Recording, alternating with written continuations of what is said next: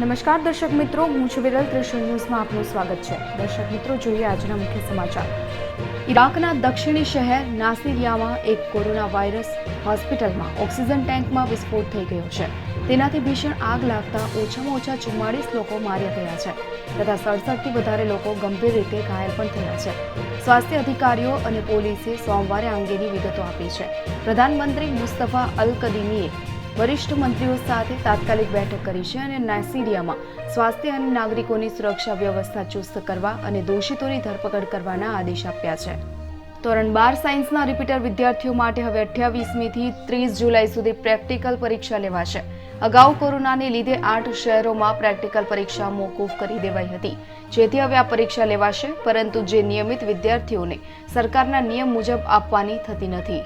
16 જુલાઈ સુધી આગામી 4 દિવસમાં ગુજરાત રાજ્યના વિવિધ જિલ્લાઓમાં ભારેથી અતિભારે વરસાદ થવાની ભારતીય હવામાન વિભાગ દ્વારા ચેતવણી આપવામાં આવી છે.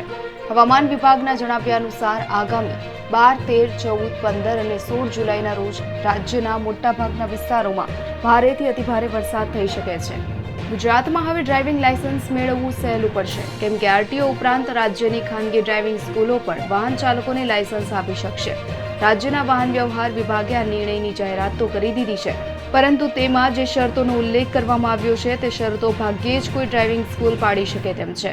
તેથી આ નિર્ણયનો અમલ થવો કઠિન છે. કોરોનાની ત્રીજી લહેરના ખતરાની વચ્ચે પર્યટન સ્થળો ખોલવાને લઈને ઇન્ડિયન મેડિકલ એસોસિએશને ચિંતા વ્યક્ત કરી છે.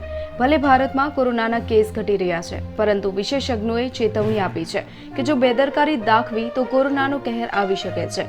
આઈએમએ કેન્દ્ર અને રાજ્ય સરકારને ઓછામાં ઓછા 3 મહિના માટે કોરોના ગાઈડલાઇન્સનું પાલન કરવાની અપીલ કરી છે. કેન્દ્ર અને રાજ્ય સરકારને મોકલવામાં આવેલા લેટરમાં કહેવાયું છે કે પર્યટન, ધાર્મિક સ્થળો અને ધાર્મિક ઉત્સાહ જરૂરી છે, પણ તેના માટે થોડી રાહ જોવાની જરૂર છે. વડોદરાના ચકચારી પીઆઈ અજય દેસાઈની પત્ની સ્વીટી પટેલ ગુમ થવાના મામલે મોટા સમાચાર સામે આવ્યા છે, જેમાં પોલીસ કર્મી પતિ અજય દેસાઈના પોલીગ્રાફ અને નાર્કો ટેસ્ટની મંજૂરી મળી ચૂકી છે. કરજણ કોર્ટ દ્વારા આ મંજૂરી આપી દેવાઈ છે. આ સાથે જ પોલીસ સતત તપાસમાં અને કડી શોધવામાં મથી રહી છે. દહેજ પંથકમાં પણ તપાસની કામગીરી ચાલી રહી છે. જો કે હજુ સુધી પોલીસને આ મામલે સ્વીટી પટેલની ક્યાં અને કઈ હાલતમાં હોવાની માહિતી મળી નથી. જો વિડીયો ગમ્યો હોય તો વિડીયો લાઇક કરવાનું ભૂલાય નહીં અને તમારા મિત્રોને પણ શેર કરજો. અને હા, તમારો અભિપ્રાય પણ અમને કોમેન્ટ બોક્સમાં જણાવજો કે અમારો પ્રયાસ તમને કેવો લાગ્યો. દરરોજના મુખ્ય સમાચાર મેળવવા માટે અમારી ચેનલ ત્રિશુલ ન્યૂઝ સબસ્ક્રાઇબ કરવાનું ભૂલાય નહીં.